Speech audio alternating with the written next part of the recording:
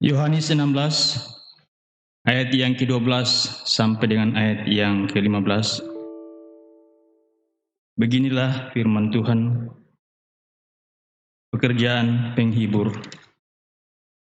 Ayat yang ke-12, masih banyak hal yang harus kukatakan kepadamu, tetapi sekarang kamu belum dapat menanggungnya. Tetapi apabila Ia datang, yaitu Roh kebenaran, Ia akan memimpin kamu ke dalam seluruh kebenaran, sebab Ia tidak akan berkata-kata dari dirinya sendiri, tetapi segala sesuatu yang didengarnya, itulah yang akan katakannya, dan Ia akan memberitakan kepadamu hal-hal yang akan datang. Ia akan memuliakan aku, sebab Ia akan memberitakan kepadamu apa yang diterimanya daripadaku. Segala sesuatu yang Bapa punya adalah aku punya. Sebab itu aku berkata, Ia akan memberitakan kepadamu apa yang diterimanya daripadaku. Demikian pembacaan firman Tuhan. Berbahagialah orang yang mendengar firman Allah dan melaksanakannya dalam hidupnya. Haleluya. Haleluya, haleluya, haleluya.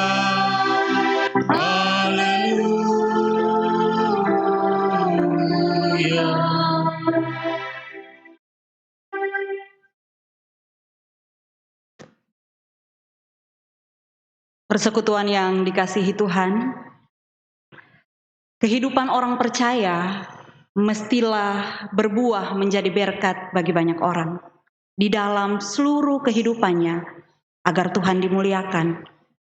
Namun, sekalipun hidup kita berbuah, kita tidak bisa menghindari kenyataan bahwa ada juga orang yang tidak menyukai, bahkan membenci kita dengan berbagai alasan.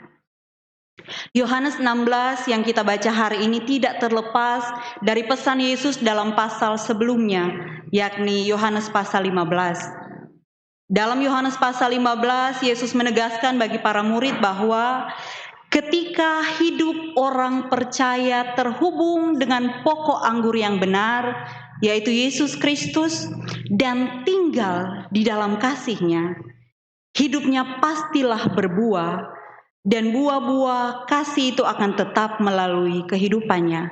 Dapat kita baca dalam Yohanes 15 ayat 8 juga ayat 16. Namun ironisnya pada ayat selanjutnya, Yesus mengingatkan, sekalipun hidup orang percaya berbuah kasih, dia tidak dapat menghindari kenyataan bahwa dunia akan membencinya, seperti dunia membenci Yesus.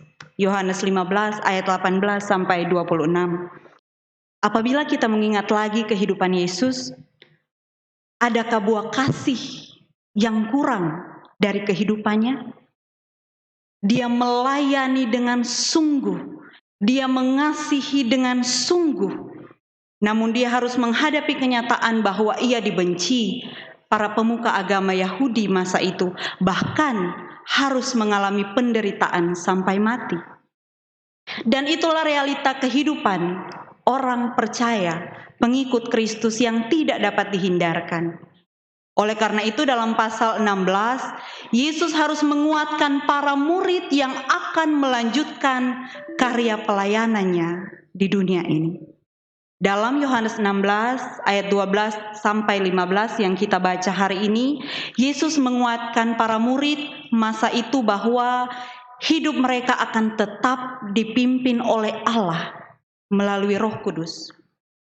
Ada dua hal penting dalam bacaan ini sebagai pedoman hidup bersama agar kita tetap berbuah bagi kemuliaan Kristus. Yang pertama, dalam ayat 12 sampai 13, Roh kebenaran akan memimpin kehidupan orang percaya dalam seluruh kebenaran. Yesus sungguh tahu manusia begitu rapuh dan terbatas. Banyak hal yang sulit dipahami manusia. Karena itulah dalam ayat 12 Yesus tidak bisa mengatakan semua yang ingin dia katakan karena pada waktu itu murid-muridnya belum dapat memahami, belum dapat menanggungnya. Namun di ayat 13 Yesus menjanjikan roh kebenaran yang akan memimpin para murid ke dalam seluruh kebenaran. Kata Yunani yang digunakan untuk kebenaran adalah aletheia, yang tidak saja menunjuk pada perkataan yang benar, tetapi juga ide, kenyataan, kesungguhan hati, dan kehidupan moral yang benar berdasarkan penyataan Allah di dalam Yesus Kristus. Jadi roh kebenaran adalah Allah sendiri yang akan menolong para murid mewujud nyatakan Kristus di dalam seluruh kehidupannya, baik melalui pikiran, perkataan, tindakan, kesungguhan hati, dan moral yang benar seturut kehendak Allah. Persekutuan yang dikasihi Tuhan, kita harus mengakui sebagai manusia kita begitu rapuh, kita begitu terbatas untuk memahami maksud Tuhan di dalam kehidupan kita dan untuk mewujudkan kehendak Tuhan dalam keseharian hidup kita. Oleh karena itulah kita butuh Tuhan. Kita butuh tuntunan Roh Kudus dalam seluruh kehidupan kita. Dialah yang akan menuntun kita untuk memahami dan mewujudkan seluruh kehendak-Nya di dalam kehidupan kita. Kalau kita andalkan diri sendiri, kita tidak akan pernah bisa dan tidak akan pernah sanggup. Tapi kalau kita andalkan Tuhan, melalui pimpinan Roh Kudus, Tuhan pasti akan menolong. Sehingga pikiran kita, perkataan kita, tindakan kita, kesungguhan hati kita, dan kehidupan moral kita seluruhnya dapat berbuah demi kemuliaan Kristus. Poin yang kedua, Roh Kudus adalah Allah sendiri yang akan memampukan orang percaya memuliakan Allah di dalam Yesus Kristus. Kita percaya pada Allah Tritunggal, Bapa, Anak, dan Roh Kudus yang berkarya di sepanjang kehidupan, bahkan sejak dunia dijadikan sampai kekal selamanya. Bapa, Anak, dan Roh Kudus adalah satu dan tidak terpisahkan. Sebagaimana Yesus memuliakan Bapa dalam seluruh karya dan pemberitaannya, Roh Kudus memuliakan Yesus dalam seluruh karya dan pemberitaannya. Dicatat dalam ayat 14. Dan segala sesuatu yang adalah milik Allah Bapa adalah juga milik Yesus Kristus yang diteguhkan dengan pemberitaan Roh Kudus. Dalam ayat 15, kemuliaan adalah milik Allah Bapa, Anak, dan Roh Kudus karena ketiganya satu. Sebuah misteri ilahi yang indah tetapi mengajarkan kita bagaimana persekutuan kasih yang kekal sejak dunia dijadikan sampai pada akhirnya yang tidak pernah terpisah satu sama lain. Dan Allah yang ada dalam persekutuan kasih yang kekal itu mengundang manusia, kita yang rapuh, yang terbatas ini untuk turut dalam kasih dan karyanya yang sudah Dia mulai sejak dunia diciptakan. Pertanyaannya, maukah kita turut mengambil bagian dalam karya, dalam pelayanan, dan dalam pemberitaannya sebagaimana para murid Yesus? Para murid bukanlah orang yang sempurna. Mereka berasal dari berbagai latar belakang. Ada pemungut cukai, bahkan ada pemberontak, orang selot, dan lain sebagainya. Mereka tidak selalu mampu memahami dan mewujudkan kehendak Tuhan di dalam kehidupannya. Mereka meninggalkan Yesus dalam jalan penderitaan yang harus ditanggung Yesus. Petrus menyangkal Yesus, Thomas tidak percaya Yesus bangkit, Filipus gagal memahami seluruh pengajaran Yesus. Namun Yesus tetap memberikan kesempatan, bahkan mengirimkan penolong, yaitu Roh Kudus. roh kebenaran agar mereka mampu melaksanakan tugas pengutusan yang dipercayakan. Dan perhatikanlah ketika roh bekerja.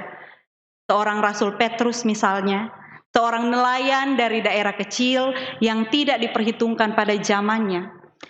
Ketika Roh Kudus dicurahkan, bahkan dia pernah sangkal Yesus ya.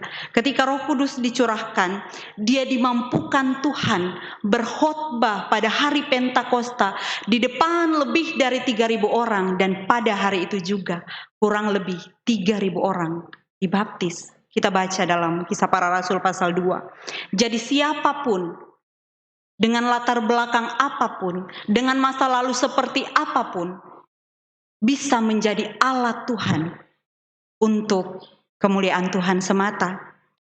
Maka kita pada masa kini pun pasti bisa dengan pertolongan Tuhan saja. Persekutuan yang dikasihi Tuhan, berbuah bagi kemuliaan Tuhan tidak selalu mudah. Melakukan tugas pengutusan tidak selalu mudah. Akan ada banyak tantangan. Saya contohnya baru angkat tugas hari ini. Pagi tadi ada musibah di pastori. Ada orang cungkil pintu dan ambil laptop mama dan bapak pendeta juga milik jemaat. Saya ketakutan setengah mati karena ada parang panjang yang mereka taruh di tempat cucian. Sampai pagi tadi saya lebih banyak diam saking takutnya.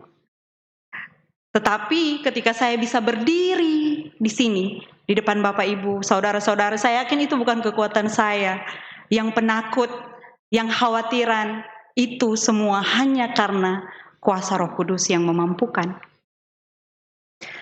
Karena itu mari kita ingat firman Tuhan hari ini. Yang pertama, sebagaimana umat Israel dituntun dengan tiang awan dan tiang api dalam perjalanan mereka di padang gurun, kita orang percaya dituntun oleh Roh Kudus, roh kebenaran dalam keseluruhan hidup kita agar kita dapat berbuah demi kemuliaan Tuhan. Kita terbatas, kita lemah, kita banyak kekurangan, tetapi Roh Kudus akan menguatkan dan memampukan kita ketika kita menyerahkan hidup kita sepenuhnya kepadanya. Dan kehadiran Roh Kudus itu akan menggerakkan hati kita untuk memahami panggilan Tuhan dalam setiap tugas pengabdian kita, baik di kantor, di tempat kerja, dimanapun kita berada, di gereja, di rumah, dimanapun Tuhan percayakan kita ada. Dan hal itu ketika Roh Kudus dapat menggerakkan hati kita, itu akan mempengaruhi seluruh karakter kita, sehingga hidup kita dapat memuliakan Tuhan. Dan yang kedua, kita harus ingat bahwa perbedaan adalah kekayaan yang dianugerahkan Tuhan untuk saling melengkapi dalam membangun tubuh Kristus. Mari kita hargai perbedaan. Perbedaan suku, ras, budaya, cara pandang, latar belakang pendidikan, ekonomi, dan berbagai perbedaan lainnya bukanlah halangan untuk kita bersatu. Justru melalui berbagai perbedaan itulah kita akan menyaksikan karya Roh Kudus yang meneguhkan dan mempersatukan kita. Mari berbuah demi kemuliaan Kristus. Tuhan menolong kita. Amin.